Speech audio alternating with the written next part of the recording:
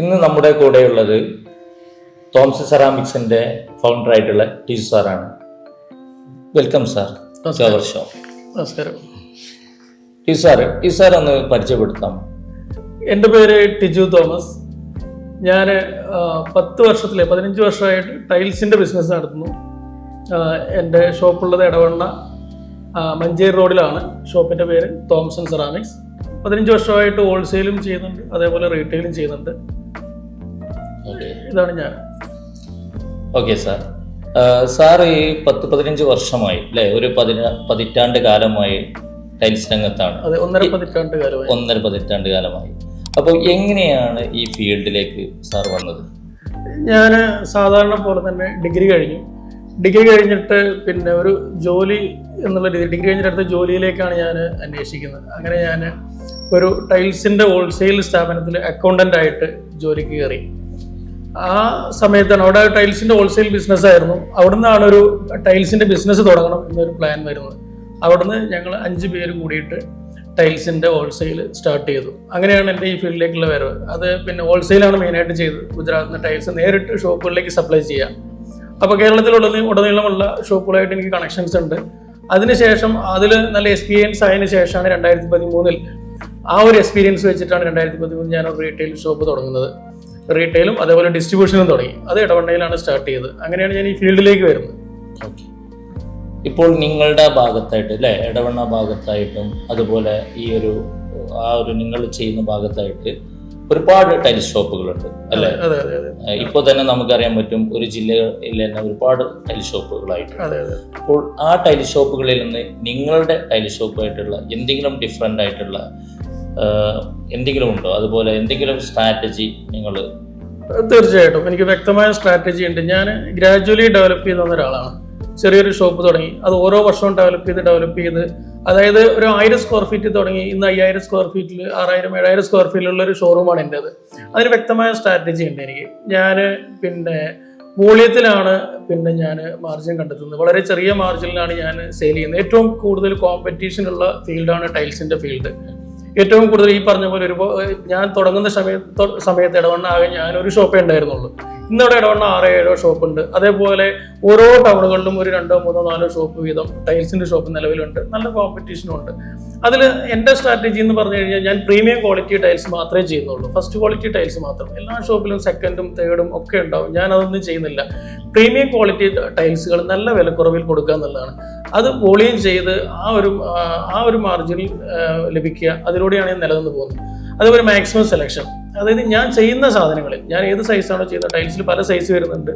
എൻ്റെ ഷോപ്പിൽ അവൈലബിൾ ആയിട്ടുള്ള സൈസിൽ മാക്സിമം സെലക്ഷൻ ഉണ്ടാവും. ഒരു കസ്റ്റമർക്ക് വന്നു കഴിഞ്ഞാൽ അവർക്കൊരു നിരാശ ഉണ്ടാവില്ല.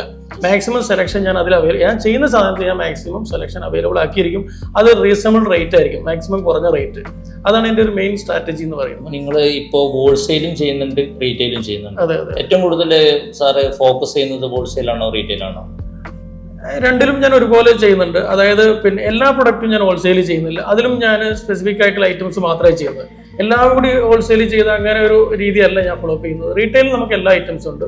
ഹോൾസെയിലിൽ നമ്മൾ ബൾക്ക് ക്വാണ്ടിറ്റി വന്നിട്ട് ചില സൈസുകൾ ആ മാർക്കറ്റിൽ ആവശ്യമുള്ള അത് മാത്രമാണ് ഞാൻ ചെയ്യുന്നത്. എനിക്കത് കണ്ടിന്യൂസ് ആയിട്ടുള്ള കസ്റ്റമേഴ്സ് ഉണ്ട്. ഉള്ള കസ്റ്റമേഴ്സിനെ നിലനിർത്തി പോവുകയാണ് നമ്മൾ ചെയ്യുന്നത്. ഈ ടൈൽസുകളല്ലാത്ത വേറെന്തൊക്കെ മെറ്റീരിയലാണ് സാറുടെ ഷോപ്പിലുള്ളത്? സാധാരണ ടൈൽസിന്റെ ഷോപ്പിൽ ടൈൽസ് മാത്രമല്ല ഉണ്ടാവുക. ടൈൽസ് ഉണ്ടാവും, സാനിറ്ററി ഉണ്ടാവും, അതിന്റെ ഫിറ്റിങ്സുകൾ ഉണ്ടാവും. അതായത് ക്ലോസറ്റ്, വാഷ് ബേസിന്, അതേപോലെ ടാപ്പ് ഫിറ്റിങ്സ്, പിന്നെ അതിന്റെ ആക്സസറീസ്, ടൈലിന്റെ ഗമ്മ്, അതിന്റെ ഫിറ്റിങ്സ് കാര്യങ്ങളെല്ലാം ടൈൽസിന്റെ ഈ മിറർ ഇതെല്ലാം അവൈലബിൾ ആണ്. ഇതൊക്കെ നമുക്ക് ഈ ഓഫർ വിലയിൽ നൽകാൻ പറ്റും? എല്ലാത്തിനും നമ്മൾ ഓഫർ ഇടുന്നുണ്ട്. അതായത് എല്ലാ സൈസിലും നമ്മളിപ്പോൾ ടൈൽസിൽ 15-10, അതായത് 1-1 താഴെ ഐറ്റംസ് ഉണ്ട്. അതുപോലെ 6-4, 8-4 വരെ ഉണ്ട്. എല്ലാ സൈസിലും നമ്മൾ ഓഫർ ഇടുന്നുണ്ട്. അതായത് അഫോർഡബിൾ, അതായത് ഏറ്റവും കുറഞ്ഞ റേറ്റിൽ എല്ലാ സൈസും 4-2 ആണെങ്കിൽ 4-2 ഒരു 5-6 ഡിസൈനുകൾ നമ്മൾ ഓഫറിലിടും. ബാക്കി നോർമൽ റേറ്റ് ആയിരിക്കും. നമ്മൾ എല്ലാ സൈസിലും ഓഫർ ഇടുന്നുണ്ട്. ഓരോ മാസവും നമ്മൾ പുതിയ ഓഫറുകളുണ്ടാണ് വരിക. ഈ മാസം ടൈലിനാണെങ്കിൽ അടുത്ത മാസം നമ്മൾ സാനിറ്ററി ഇടും. അങ്ങനെ ഓരോ ഐറ്റംസിനും നമ്മൾ ഓഫർ ഇട്ടിട്ടാണ് വരുന്നത്. ആളുകൾക്ക് നമുക്ക് പ്രതീക്ഷിച്ചിരിക്കാം ഓരോ മാസം എന്താണ് നമ്മൾ ഓഫർ വരുന്നത്. ഇപ്പോൾ കഴിഞ്ഞ മാസം നമ്മൾ 4x2 ചെയ്തിരുന്നു, അടുത്ത മാസം നമ്മൾ പുതിയ ഓഫറുമായിട്ട് വരുന്നുണ്ട്. ഓക്കെ അപ്പോൾ അത് പ്രതീക്ഷിക്കാം. ഈ ഞാൻ നിങ്ങളുടെ ഒരു ആഡ് കണ്ടിട്ടുണ്ട് അല്ലെ, ഫാക്ടറി വിലയിൽ ടൈൽസ് എന്നുള്ള സംഭവം. അത് എങ്ങനെ ഈ ഫാക്ടറി വിലയിൽ നമുക്ക് ടൈൽസ് കൊടുക്കാൻ പറ്റും? നമ്മൾ ഫാക്ടറി വിലയിൽ എന്ന് പറഞ്ഞു കഴിഞ്ഞാൽ നമ്മൾ അത്രയും ഫാക്ടറി വിലയിൽ എന്ന് വെച്ചാൽ അത്രയും റേറ്റ് കുറവാണ്. ഫാക്ടറിയിൽ നിന്ന് സപ്ലൈ ചെയ്ത്, അതായത് മാർജിൻലെസ് ആയിട്ടാണ് നമ്മളത് ചെയ്യുന്നത്. അപ്പോൾ നമ്മൾ ആ ഒരു ക്വാണ്ടിറ്റി, നമ്മൾ ഫാക്ടറി വിലയിൽ നിന്ന് കൊടുക്കുന്ന ആ ടൈൽസ് നമ്മൾ ബൾക്ക് ക്വാണ്ടിറ്റി പർച്ചേസ് ചെയ്തിട്ടുണ്ടാവും. അപ്പോൾ അഡ്വാൻസ് പേയ്മെന്റിൽ ബൾക്ക് ക്വാണ്ടിറ്റി പർച്ചേസ് ചെയ്യുമ്പോൾ നമ്മൾ വളരെ തുച്ഛമായ മാർജിനില്ല, നമ്മൾ മാർക്കറ്റിംഗ് സ്ട്രാറ്റജിയാണ്, മാർക്കറ്റ് പിടിക്കുക എന്നുള്ള ഉദ്ദേശമാണ് ആ രീതിയിൽ. അതുകൊണ്ടാണ് നമ്മൾ ആ പ്രൈസിന് കൊടുക്കാൻ പറ്റും. ഓക്കെ, ഇപ്പോൾ ഈ 2025 ടൈൽസിൽ വന്ന എന്തെങ്കിലും പുതിയ ട്രെൻഡ്സുകൾ ഉണ്ടോ? ടൈൽസിൽ മെയിനായിട്ട് ഒരു വലിയ മാറ്റം എന്ന് പറയുന്നത് ഡിജിറ്റൽ ടൈൽസ് വന്നതാണ്. അപ്പോൾ വെട്രിഫൈഡ് ടൈൽസിൽ ഡിജിറ്റൽ ടൈൽസ് വന്നതോടുകൂടി ഏത് ഡിസൈനും ടൈൽസിൽ അവൈലബിൾ ആണ്. അതായത് നമ്മൾ മാർബിളിൽ സ്ക്വയർ ഫീറ്റിന് 3000 രൂപ വിലയുള്ള ഡിസൈൻ വരെ ടൈൽസിൽ സിമ്പിളായിട്ട് വരും. അപ്പോൾ നമുക്ക് ഈ ഒരു 2025 നമ്മളിപ്പോൾ നേരിടുന്ന ഒരു ചാലഞ്ച് തന്നെ ഇതിൽ സെലക്ഷനാണ്. നമുക്ക് ഇതിൽ ഡിസൈൻ എന്ന് പറഞ്ഞു കഴിഞ്ഞാൽ ഇഷ്ടംപോലെ അനന്തമായ ഡിസൈനുകളാണ്. അതിൽ പല പല സീരീസ് വരുന്നുണ്ട്. ഓൾറെഡി കാർവിങ്, ഗ്ലോസി, മാറ്റ്, വെൽവെറ്റ് സീരീസ്, പല ടൈപ്പുകൾ വരുന്നുണ്ട്. ഇതിലൊക്കെ നമ്മൾ നല്ല സെലക്ഷൻ വെക്കണം. ഇതിലെ ഒരു മാറ്റം ഇതാണ്, ഏത് ഡിസൈനുകൾ ഇത് അവൈലബിൾ ആണ്. ഓരോ മാസവും ഓരോ വർഷവും പുതിയ പുതിയ ട്രെൻഡുകൾ വന്നുകൊണ്ടേയിരിക്കുകയാണ്. അപ്പോൾ നമ്മളിത് മാറ്റി പഴയ ഡിസൈനും സ്റ്റോക്ക് ചെയ്യണം, പുതിയതും ചെയ്യണം. ഇതാണ് ഇതിൽ 25 മെയിനായിട്ട് വരുന്നൊരു മാറ്റം. ഇതൊക്കെ തന്നെയാണ് പുതിയ ഡിസൈനുകൾ. അതായത് ഒരു ടെക്സ്റ്റൈൽ ഷോപ്പ് പോലെയാണ് ഇപ്പോൾ ടൈൽസിന്റെ ഷോപ്പ്. ഓരോ ദിവസം ട്രെൻഡ് മാറിക്കൊണ്ടിരിക്കുകയാണ്. അപ്പോൾ അതിനത്ര സ്റ്റോക്കുകളൊക്കെ നമ്മൾ എല്ലാ ഷോപ്പുകളും നേരിടുന്ന ഒരു പ്രശ്നം തന്നെയാണിത്. നമ്മൾ അതേപോലെ സ്റ്റോക്ക് ചെയ്യേണ്ടി വരും, സെലക്ഷൻ അതേപോലെ കൂട്ടേണ്ടി വരും. ഇത് പൊതുവെ എല്ലാ ഷോപ്പുകളും നേരിടുന്ന ഒരു പ്രശ്നം തന്നെയാണ്. ഏറ്റവും കൂടുതൽ ആളുകൾ ഇപ്പോൾ സെലക്ട് ചെയ്യുന്ന ടൈൽസ് ഏതാണ്? ഇപ്പോൾ നിലവിൽ ഏറ്റവും കൂടുതൽ ടൈൽസ് മാർക്കറ്റിൽ അവൈലബിൾ ആയിട്ടുള്ളത്, ഏറ്റവും കൂടുതൽ പോകുന്ന 4.2 ടൈൽസ് ആണ്. അതേപോലെ 160/80, അതായത് ഇപ്പോൾ അതിന് 5.3 എന്നൊക്കെ പറയും, പക്ഷെ കറക്റ്റ് 5.3 അല്ല, 160/80 ആണ് പിന്നെ അതിന് കറക്റ്റ് സൈസ് വരുന്നത്. പിന്നെ അതേപോലെ 6x4, ഇത് ഏകദേശം ഒരേപോലെ പോകുന്ന സൈസുകളാണ് ഏറ്റവും കൂടുതൽ. ഇതിൽ തന്നെ ഏറ്റവും കൂടുതൽ പോകുന്ന ഗ്ലോസി ടൈലുകളാണ് ഏറ്റവും കൂടുതൽ. കുറച്ച് പിന്നെ ഗ്ലോസിനെസ് ഉള്ള ഫിനിഷിങ് കൂടുതലുള്ള ടൈലുകളാണ്, പോളിഷ്ഡ് ആയിട്ടുള്ള ടൈലുകളാണ് കൂടുതൽ ട്രെൻഡിങ് ആയിട്ടുള്ളത്.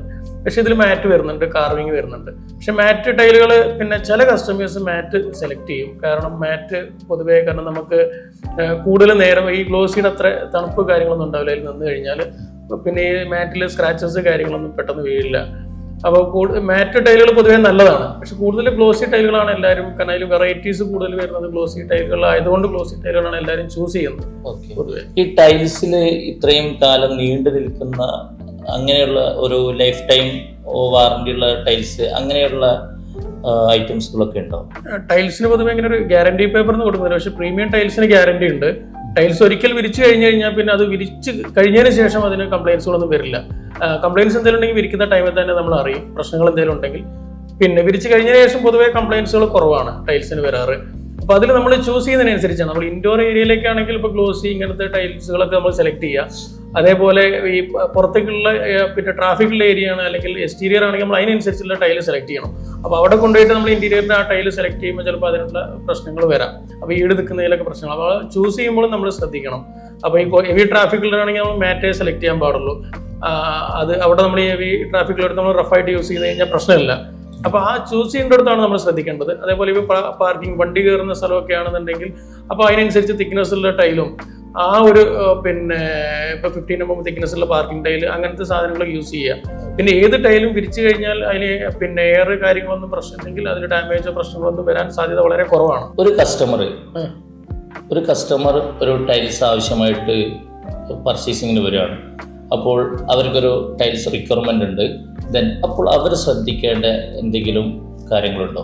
ടൈൽസ് വാങ്ങുമ്പോൾ നമ്മൾ പിന്നെ കസ്റ്റമേഴ്സ് പൊതുവേ ഞാൻ കണ്ടിട്ടുള്ള ടെൻഷനാണ് ഏത് വാങ്ങണം, പല റേറ്റ്, പല ക്വാളിറ്റി, പല ഡിസൈനുകൾ, പിന്നെ മാർബിൾ വേണോ ഗ്രാനൈറ്റ് വേണോ, പല കൺഫ്യൂഷനാണ്. സിമ്പിളായിട്ട് നമ്മൾ ഇതിനെപ്പറ്റി ടെൻഷൻ അടിക്കേണ്ട ആവശ്യമില്ല. എല്ലാ പ്രൊഡക്റ്റിനും അതിൻ്റെ മെറിറ്റും ഡിമെറിറ്റും ഒക്കെ ഉണ്ട്. ടൈൽസ് വാങ്ങുമ്പോൾ നമ്മൾ ഇത്ര മാത്രം ചിന്തിച്ചാൽ മതി. നമ്മൾ പ്രീമിയം ക്വാളിറ്റിയെ വാങ്ങുന്നുള്ളൂ, ഫസ്റ്റ് ക്വാളിറ്റിയെ വാങ്ങുന്നുള്ളൂ. അതിൽ പിന്നെ പല സൈസ് ഉണ്ടാവും. ഏത് സൈസ് വേണമെന്ന് നമ്മൾ തീരുമാനിക്കുക. ഇതിൽ സൈസ് കൂടുന്നതിനനുസരിച്ച് വില കൂടും. സൈസ് ചെറുതാണെങ്കിൽ വില കുറയും. അതേപോലെ ടൈൽസ് വലുതാണതനുസരിച്ച് അതിൻ്റെ ലേ ചെയ്യാനുള്ള ചാർജും കൂടുതലായിരിക്കും, ടൈൽസ് ഒട്ടിക്കാനുള്ള ചാർജും കൂടുതലായിരിക്കും. ഇത്ര മാത്രം നമ്മൾ ബഡ്ജറ്റ് ആദ്യം ഒന്ന് തീരുമാനിക്കുക.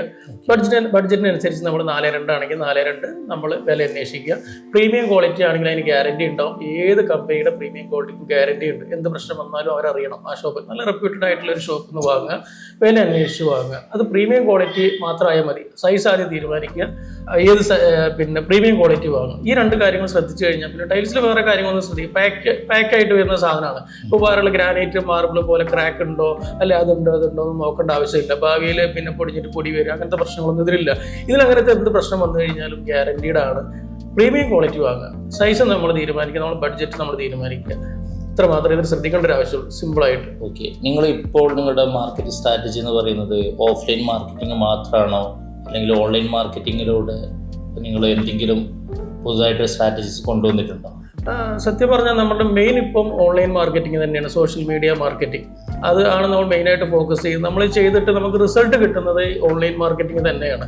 അപ്പോൾ കസ്റ്റമേഴ്സ് എപ്പോഴും ലൈവായിട്ടുള്ള കാര്യങ്ങളാണ് നോക്കുന്നത്. എന്തിനെപ്പറ്റി സെർച്ച് ചെയ്യുന്നതും ഈ ഓൺലൈനാണ് സെർച്ച് ചെയ്യുന്നത്. ഓൺലൈൻ മാർക്കറ്റിംഗ് ആണ് നമ്മുടെ ഇപ്പോഴത്തെ മെയിൻ ആയിട്ടുള്ള മാർക്കറ്റിംഗ് സ്ട്രാറ്റജിയും. അതിലൂടെയാണ് നമ്മൾക്ക് ബിസിനസ് കിട്ടുന്നതും. നമ്മളിപ്പോൾ ഇനി ഫോക്കസ് ചെയ്യുന്നതും സോഷ്യൽ മീഡിയ അതേപോലെ ഓൺലൈൻ മാർക്കറ്റിംഗ് തന്നെയാണ്.